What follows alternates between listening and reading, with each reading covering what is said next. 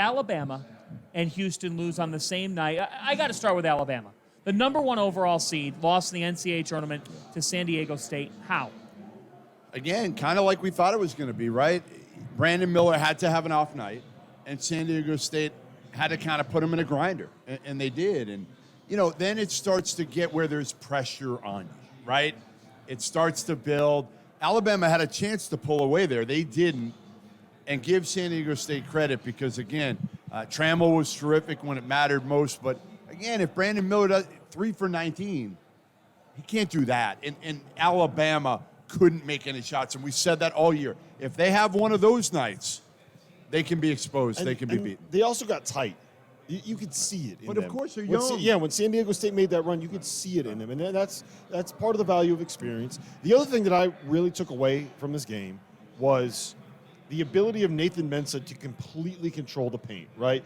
What Alabama wants to do under Nate Oates, get to the rim, take a layup, or shoot a 3. And when you have a rim protector like Nathan Mensah, who Jellyfam JQ, all of his layups, everything at the rim, all of his jellies, they got thrown back in his face. Yeah. He wasn't there today. Yeah, I mean, Mensah's one. People don't understand. They don't see San Diego State a lot. One of the best rim protectors, shot blockers, and he's a veteran. He has been around a long time. And again, I've seen that San Diego State program go from kind of the bottom to where it is now. And this is their first Elite Eight appearance. This is the Mountain West first Elite Eight appearance. You know what's so incredible about this, too?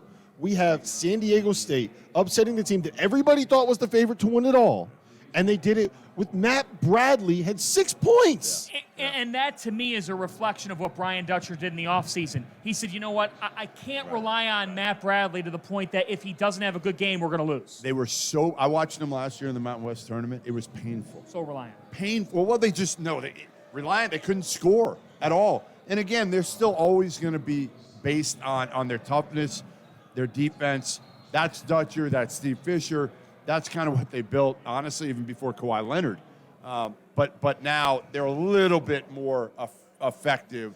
They have more weapons overall. So like you said, if Matt Bradley has a game like he had today, they can win it. But again, it was youth. It was inexperience.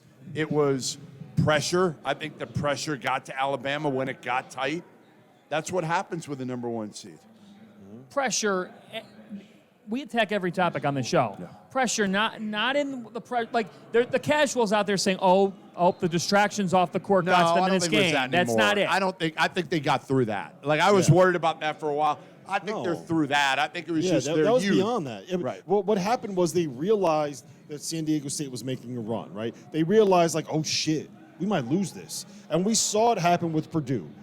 I call it it's lemon booty, right? You start puckering a little bit, you start getting a little bit nervous, you start getting a little bit worried, and all of a sudden, all those shots that have been in rhythm before are a little bit tighter. Today's episode is brought to you by Underdog Fantasy, the easiest place to play college basketball pick'em, where you can get a little extra sweat during March Madness and win real cash prizes simply by picking player stats in this weekend's games. In pick'em, all you do is predict whether a player will go higher or lower on Underdog's projected totals, whether that's points, rebounds, whatever. For example, if you're like me and you think Zach Edey is going to go nuts in this tournament, pick higher on his points projection, add up to 4 more picks, and if you hit them all, you can win 20 times your money on a single game. Underdog's slick mobile app is easy enough that dummies like Jeff Goodman have even figured it out.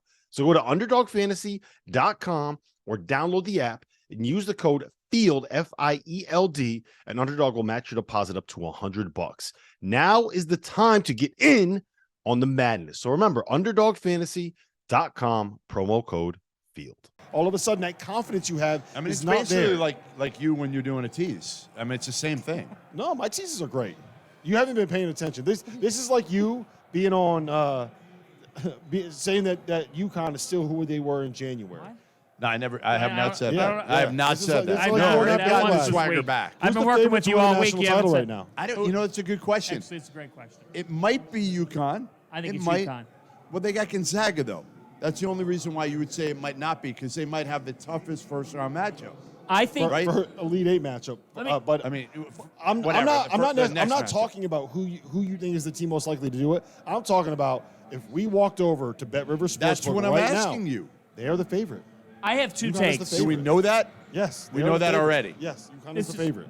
All right. I mean, I think it's the thing is, I think it's closer than you think right now. Yeah, yes, UConn is the favorite. If they were on opposite sides, this is what makes the West Regional Final, which we're going to be at with full coverage tomorrow, here on Field of 68. This is what makes the West Regional Final so good, because if these two teams playing tomorrow, Gonzaga and UConn, were on opposite sides of the bracket, they'd be the right now I'd right. say, you know what, national championship game. Sure, but they're playing each other. And again, this is a Gonzaga team or a program that's been to the national title game twice against a UConn team that I think is better. I do. I think UConn, they're only a 1.5 point favorite. That surprises me. I thought it would be I agree. three It's and up a to half. 2.5. It's up to 2.5. I want to ask you this Those are 2.5. question. I want to ask you this question while we're talking about Alabama and San Diego State. I'm going to ask him one, then I got a big one for you. What does this mean for a league like the Mountain West Conference?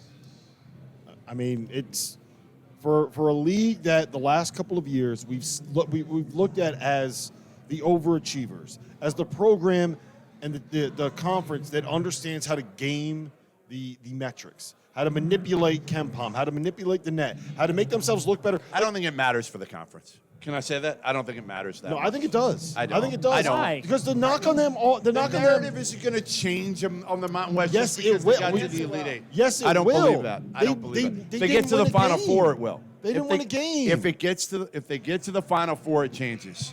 Okay. I don't think it does with the Elite Eight. So my I question, don't. my question I for don't. you, conversely, on Yep. the debate is, 0 SEC teams in the Elite Eight. Are you surprised? Yes and no. I mean, again, you guys know where I stood with Alabama all year, right? I love their talent, but I was scared. I was scared of this night, honestly. It happened just the way I thought it would. They couldn't make a shot, period. And then they got tight, and they're young, and they're older guys. Aren't guys you necessarily trusted to be able to kind of figure this thing out, right? Mark Sears, yeah, he played in a tournament game, but Quinterly, JQ's still kind of, you don't know what you're going to get from him.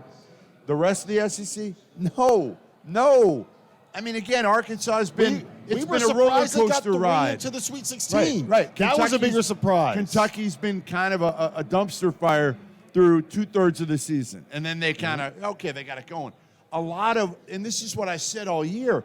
A lot of these wins, like Vandy, towards the end of the year, I'm like, who are they beating? They're beating mediocre teams.